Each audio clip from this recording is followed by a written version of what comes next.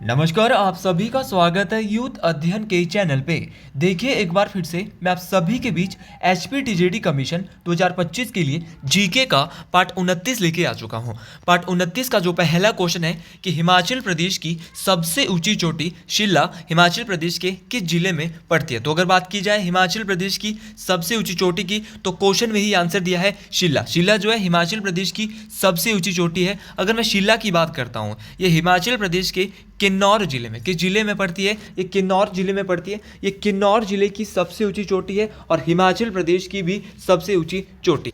अगर बात की जाए शिल्ला चोटी की, अगर इसकी हाइट की बात करते हैं तो इस चोटी की जो हाइट है वो 7026 या कई किताबों में 7025 भी बताई गई है। तो दोनों ही ऑप्शन यहाँ पे बिल्कुल सही हो सकते हैं। 7026 या 7025 में से एक दिया होता है। अगर मैं किन्नौर की बात करता हूँ, किन्नौर में आपकी शिल्ला चोटी है जो कि हिमाचल की सबसे ऊंची चोटी है। इसके अलावा रॉल्डोंग पीक किन्नौर में है। आपकी पीशू चोटी और गूशू, तो गूशू और पीशू दोनों याद रखना है, बहुत बार परीक्षाओं में पूछ लिए गए हैं। तो गूशू और पीशू चोटी ये कहाँ पे है, ये भी किन्नौर में। फावरांग चोटी, तो फावरांग चोटी भी किन्नौर में है। जोरकादेन चोटी ये भी किन्नौर में है। लियो फार्ग्यूल चोटी ये भी किन्नौर में है। इसके अलावा ऑप्शन में लाहौल स्पीति दिया है। लेकिन उससे पहले आप अगर तैयारी कर रहे हो टीजीडी कमीशन की, तो हमारा बैच उसके लिए शुरू हो चुका है। और अगर आप इस बैच में एडमिशन लेना चाहते हो तो जल्दी से जल्दी आप इस नंबर पे कांटेक्ट कर ले। हमारा नंबर है 7876145409। आप इस नंबर पे कांटेक्ट करके जल्दी से हमारे बैचेज में एडमिशन ले सकते हैं, जहां पर लाइव प्लस रिकॉर्डेड। अगर आप लाइव नहीं देख पाते, आप कहीं स्कूल में जॉब करते हैं या आप दिन को जॉब करते हैं, तो शाम को आप आराम से अगले दिन भी इन वीडियोस को आराम से देख सकते हो। और ये जो क्लासेज आपके लिए मात्र जो दी जा रही है वो मात्र और मात्र 499 रुपये में दी जा रही है। तो आप जल्दी से जल्दी इस नंबर पर कॉन्टेक्ट करें। हमारे बैचेज में 250 प्लस स्टूडेंट जो है वो अब एनरोल हो चुके हैं। तो बात कर रहा था मैं लाहौल स्पीति की। लाहौल स्पीति ऑप्शन में दिया है। लाहौल स्पीति में बहुत सारी चोटियाँ, लेकिन लाहौल स्पीति के लिए मैं आपको एक ट्रिक देना चाहता हूँ। और वो ट्रिक है, जिस चोटी में पीछे अंगला आएगा, जैसे कि श्रृंगला, मुरांगला, याद रखना, श्रृंगला, मुरांगला, लछांगला, ये तीनों चोटी याद रखना है। शिंगरीला, ये सारी की सारी चोटियाँ कहाँ पे, लाहौल स्पीति में। इसके अलावा गेफांग चोटी लाहौल स्पीति में। आपकी मनीरेंग जो है वो लाहौल स्पीति की सबसे ऊंची चोटी है। 65-97 मीटर इसकी हाइट है। 65-97 मीटर इसकी हाइट है मनीरेंग चोटी की। ये लाहौल स्पीति की सबसे ऊंची चोटी है। इस बात को आपने याद रखना। लाहौल स्पीति के में जो है सालतूदा पहाड़, तो सालतूदा पहाड़ चोटी, गेफांग चोटी, मुकर बेहू और शिखर बेहू, ये भी आपको याद रखना है। कमीशन का पेपर देने जा रहे हैं, कोई उतना आसान पेपर नहीं होगा। तो ये जो आपके लिए जो रिवीजन की जो सीरीज आ रही है डेली, ये बहुत ज़्यादा इंपॉर्टेंट रहने वाली है। तो मुकर बेहू और शिखर बेहू ये भी दोनों आपको याद रखना है। ये भी जो है वो कहाँ पे, ये भी लाहौल स्पीति में ही स्थित है। और इसके अलावा आपका जैसे हरगन एक चोटी है। हरगन एक चोटी ये कहाँ पे, ये भी आपके लाहौल स्पीति में है। इसके अलावा ऑप्शन में कुल्लू भी दिया है, तो कुल्लू की भी बात कर लेते हैं। कुल्लू में सांच चोटी है, पतालसू चोटी है, पीन पार्वती पीक है, आपका इंद्रीला चोटी है, इंद्रकिला चोटी है। तो इंद्रकिला पर्वत या इंद्रकिला चोटी ये भी आपके कुल्लू में है। श्रीखंड महादेव पीक ये भी कुल्लू में है। इसके अलावा मेवा कांदिनो भी आपके कुल्लू में है। मेवा कांदिनो कहाँ पे, कुल्लू में। इसके अलावा दियो टिब्बा बहुत इंपॉर्टेंट है, बहुत बार पूछा गया है, स्टार मार्क कर ली। दियो टिब्बा भी जरूर अपनी कॉपी में लिख ले। दियो टिब्बा भी कुल्लू में है। सोलांग पिक बहुत बार पूछी गई है। सोलांग चोटी कहाँ पे, कुल्लू में है। इंद्रासन चोटी भी आपके कुल्लू में है। और डिब्बी बोकरी और घोरातन तनु, भाई डिब्बी बोकरी की बात करें, ये कुल्लू जिले की सबसे ऊंची चोटी है। तो डिब्बी बोकरी के बारे में भी आपको याद रखना है। कुल्लू जिले की सबसे ऊंची चोटी है डिब्बी बोकरी। भाई चंबा की भी बात कर लेते हैं, क्योंकि हर एक ऑप्शन को कवर करना हमारा कार्य है। और इस सीरीज में एक चीज़, बहुत जो अच्छी चीज़ मैं आपको यहाँ से बता रहा हूँ वो है कि हर एक ऑप्शन को यहाँ से कवर किया जा रहा है। अगर मैं चंबा की बात करता हूँ, तो चंबा में आपका नरसिंह टिब्बा है, चंबा में गौरी देवी का टिब्बा है, चंबा में तामसर चोटी है, तामसर पीक जिसको हम कहेंगे। पीर पंजाल पर्वत श्रेणी और पीर पंजाल जो चोटी है वो चंबा जिले की सबसे ऊंची चोटी है। इस बात को आप याद रखेंगे कि एक कैलाश चोटी है, कैलाश चोटी जो है वो चंबा में ही है। और एक है किन्नर कैलाश जो कि किन्नौर में है, ये भी आपको याद रखना है। इसके अलावा बाराकांडा एक चोटी है जो कि आपके चंबा के भरमौर में पड़ती है। तो इन चोटियों के बारे में हमने इतना ही यहाँ से। अगले क्वेश्चन की ओर जाते हैं कि युआन किस देश की मुद्रा है। अगर बात की जाए युआन की, युआन जो है वो किस देश की मुद्रा है, तो युआन जो है वो चीन देश की मुद्रा है। और चीन की एक मुद्रा नहीं है, चीन की एक मुद्रा है युआन, और दूसरी जो इनकी मुद्रा है उसका नाम है रेन मिनबी। तो रेन मिनबी और युआन दो मुद्रा है कहाँ की, चाइना की। इस बात को आपने याद रखना है। और चाइना की कभी कभार कैपिटल भी पूछ ली जाती है, तो चाइना की जो कैपिटल है वो बीजिंग में है। इस बात को आपने यहाँ तक मिलाने को आता है कमीशन के पेपर में, ऐसा आएगा कि बताइए भाई येन कहाँ की है, जापान कहाँ की, ऐसे ऐसे ऑप्शन आएंगे, कथनों में अब क्वेश्चन पूछे जाते हैं। तो कमीशन का पेपर ऐसा नहीं आएगा कि बताइए युआन किस देश की मुद्रा है, चीन लगा लोगे और सही हो जाएगा। आपको कम से कम 2 से 3 ऑप्शन का पता होना चाहिए, तब जाके आप जो है वो वहाँ पे आंसर सही कर सकते हो। इसके अलावा ऑप्शन में जापान दिया है। अगर जापान की बात की जाए तो जापान की जो मुद्रा का नाम है वो है येन। क्या नाम है? येन। और जापान की जो राजधानी है, कैपिटल है, वो टोक्यो में है। इस बात को भी आपने याद रखना है। इसके अलावा इंडोनेशिया, इंडोनेशिया में चलता है इंडोनेशियन रुपया, और इसकी जो न्यू संतारा में इसकी राजधानी है। नेपाल, नेपाल में भी रुपया चलता है, नेपाली रुपया हम जिसको कहेंगे। और नेपाल की जो राजधानी है वो काठमांडू। कहाँ पे भैया? काठमांडू में नेपाल की राजधानी है। इस बात को आपने याद रखना है, ये भी मोस्ट इंपॉर्टेंट बात है। इसके अलावा बहुत सारे देश हैं इन ऑप्शन के अलावा भी, जैसे आपको कनाडा, अगर मैं कनाडा की बात करता हूँ तो कनाडा की जो में जो है वो डॉलर चलता है, और कनाडा की जो कैपिटल का नाम है वो है ओटावा। क्या नाम है भाई? ओटावा जो है वो वहाँ की कैपिटल का नाम है। ब्राज़ील, ब्राज़ील देश के बारे में आप बखूबी रूप से जानते हैं। ब्राज़ील देश में चलता है रियाल, तो ब्राज़ील देश की जो मुद्रा का नाम है वो रियाल है, ये भी मोस्ट इंपॉर्टेंट है। मैक्सिको के बारे में आपने सुना होगा, मैक्सिको की जो कैपिटल का नाम है वो पीसो, मैक्सिको की जो करेंसी का नाम है वो पीसो है। इस बात को आपने याद रखना। तुर्की में चलती है टर्किश लीरा, याद रखना है। तुर्की की जो देश जो मुद्रा है, तुर्की देश की मुद्रा का नाम लीरा है। इजराइल में चलती है न्यू शेकेल, याद रखना। इजराइल देश में क्या चलता है? न्यू शेकेल चलता है इजराइल देश में। इसके अलावा वियतनाम में, वियतनाम देश में क्या चलता है? तो वियतनाम जो में जो चलता है वो डांग चलता है, तो डांग वहाँ की मुद्रा का नाम है वियतनाम की। थाईलैंड की मुद्रा का नाम है बहत, बहुत बार पूछा गया है। बहत जो है वो थाईलैंड की मुद्रा है, इस बात को आप याद रखें। इसके अलावा यूएई, संयुक्त अरब अमीरात की अगर मैं बात करता हूँ तो इनकी मुद्रा का नाम है दिरहम। क्या नाम है? दिरहम जो है यहाँ की मुद्रा का नाम है। उसी प्रकार अगर मैं कतर, 3 देश में बता रहा हूँ एक साथ, ओमान और कंबोडिया, 3 देश है, कतर, ओमान और कंबोडिया, इन तीनों ही देशों की बात करता हूँ तो इन तीनों ही देशों की जो मुद्रा का नाम है वो है रियाल। क्या नाम है? रियाल। तो इस सारे देशों की राजधानी आपको याद रखनी है, मोस्ट इंपॉर्टेंट है, परीक्षाओं में पूछी जा सकती है। अगले क्वेश्चन की ओर अगला क्वेश्चन जो आपका बोल रहा है कि the headquarter of European union, European union का मुख्यालय कहाँ पर है? अगर यूरोपियन यूनियन की बात करें तो यूरोपियन यूनियन का जो मुख्यालय है वो बेल्जियम में है, और बेल्जियम में भी कहाँ पे? बेल्जियम की राजधानी ब्रुसेल्स में है। ब्रुसेल्स जो है वो राजधानी है कहाँ की? बेल्जियम देश की। तो बेल्जियम यहाँ पे दिया था, तो ब्रुसेल्स तो नहीं दिया था, लेकिन कभी कभार ब्रुसेल्स भी दिया होता है, तो आप गलती नहीं करेंगे, ब्रुसेल्स भी आप नोट रखेंगे, ये भी मोस्ट इंपॉर्टेंट है। ऑप्शन सी बिल्कुल सही हो जाएगा।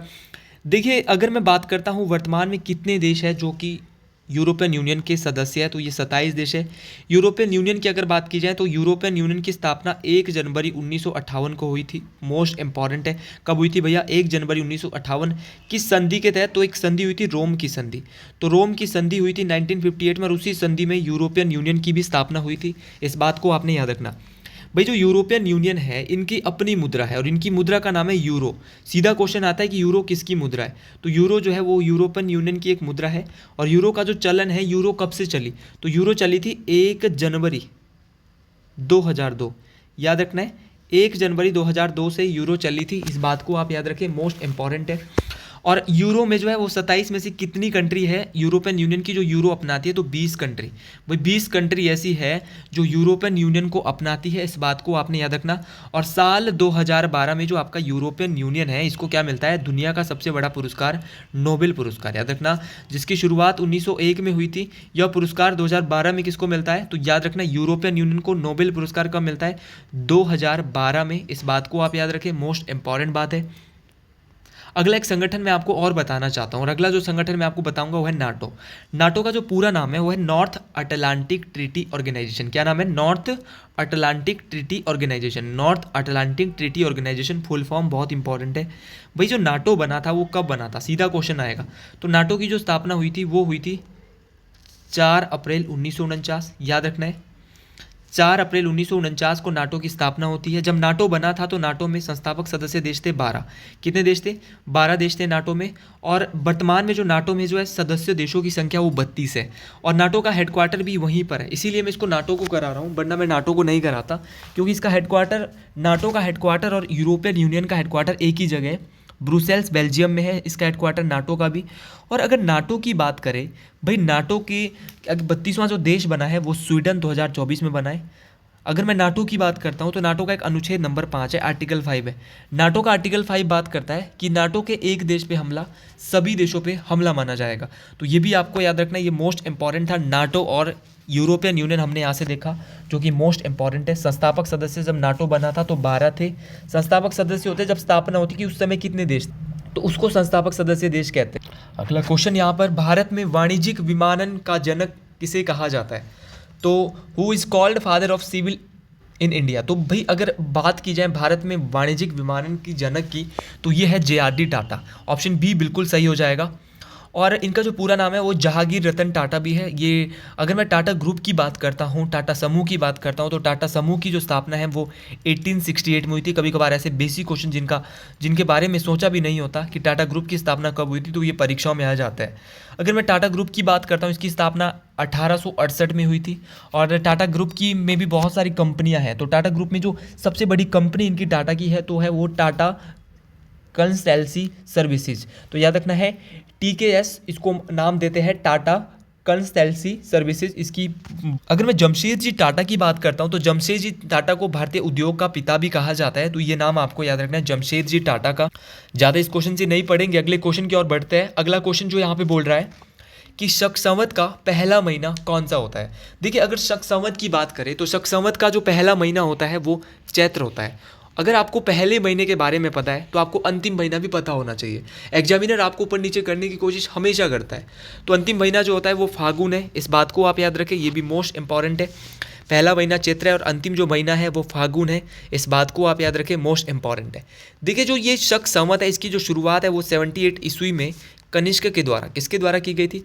कनिष्क के द्वारा इसकी जो है वो शुरुआत की जाती है, इस बात को आपने याद रखना है। और शक संवत की अगर बात करें, ये भारत का एक जो है वो राष्ट्रीय कैलेंडर है और इसको जो अपनाया गया था भारत के द्वारा राष्ट्रीय कैलेंडर के रूप में वो मार्च 1957 को अपनाया गया था, इस बात को आपने याद रखना है, ये भी मोस्ट इंपॉर्टेंट बात है। और ये भारत का राष्ट्रीय कैलेंडर है, इस बात को आप, और इसको कनिष्क के द्वारा कब अपनाया गया था? 78 ईस्वी में। ये बहुत बार ये क्वेश्चन पूछा जा रहा है परीक्षाओं में। जी अगले क्वेश्चन की ओर बढ़ते हैं कि गुरु गोविंद सिंह जी का जन्म कहाँ पर हुआ था? देखिए अगर गुरु गोविंद सिंह जी की बात करें तो इनका जो जन्म हुआ था वो पटना में हुआ था। पटना का जो पुराना नाम था वो था पाटलिपुत्रम। पाटलिपुत्रम जो है वो उदयन के द्वारा बसाया गया था, लेकिन बाद में इसका नाम पटना जो है वो शेरशाह सूरी, भाई सूरी वंश के शक्तिशाली शासक शेरशाह सूरी के द्वारा जो है इसका नाम बदल कर 1541 में पटना रखा गया था, ये भी आपको याद रखना है। और यहीं पर सिखों के 10वें और अंतिम गुरु गुरु गोविंद सिंह जी का क्या होता है? जन्म होता है। सीधा क्वेश्चन आता है कि इनका जन्म कब हुआ? तो इनका जन्म 1666 में हुआ था, इस बात को आपने याद रखना है, ये भी मोस्ट इंपॉर्टेंट है। गुरु गोविंद सिंह जी के द्वारा 1699 में क्या किया गया था? खालसा पंथ, ये भी बहुत इंपॉर्टेंट क्वेश्चन है। खालसा पंथ की स्थापना किसके द्वारा की गई? तो खालसा पंथ की स्थापना 1699 में जो की गई थी वो गुरु गोविंद सिंह जी के द्वारा की गई थी, इस क्वेश्चन को भी आप याद रखें, ये भी मोस्ट इंपॉर्टेंट क्वेश्चन है। इनके पिता का जो नाम था वो गुरु तेग बहादुर सिंह था, ये भी आप याद रखें, तेग बहादुर सिंह इनके पिता का नाम था, ये भी मोस्ट इंपॉर्टेंट क्वेश्चन बनता है। और ये सिखों के 9वें गुरु, कौन से नंबर के गुरु थे? सिखों के 9वें गुरु थे, इस बात को आप याद रखें।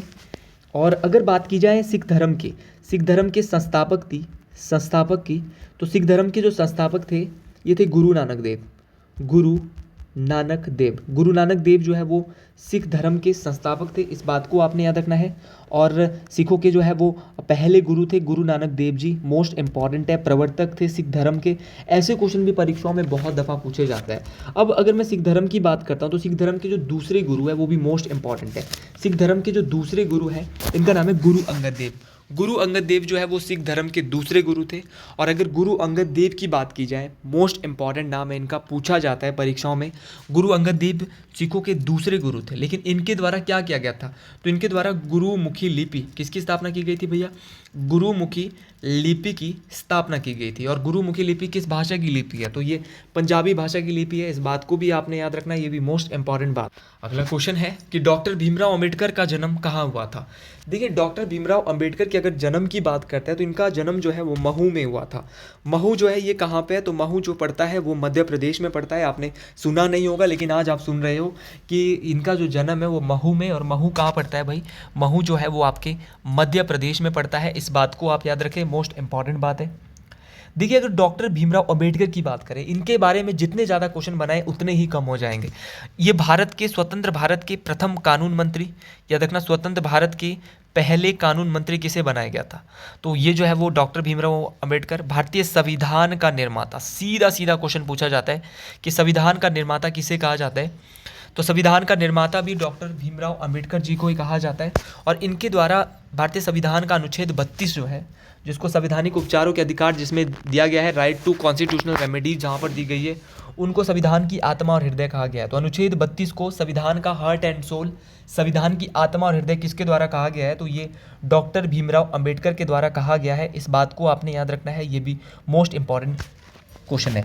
देखिए अगर मैं प्रारूप समिति की बात करता हूँ, संविधान सभा की जो प्रारूप समिति थी, भाई प्रारूप समिति जिसको टंकण समिति, जिसको पांडुलेखन समिति, ये सभी नाम दिए गए थे, ड्राफ्टिंग कमेटी, पांडुलेखन समिति, प्रारूप समिति। प्रारूप समिति के भी अध्यक्ष थे संविधान सभा की। प्रारूप समिति में कुल सदस्यों की संख्या 7 थी, 6 अन्य सदस्य थे और एक खुद अध्यक्ष भीमराव अंबेडकर जी थे। इस बात को आपने याद रखना है, ये भी मोस्ट इंपॉर्टेंट बात है।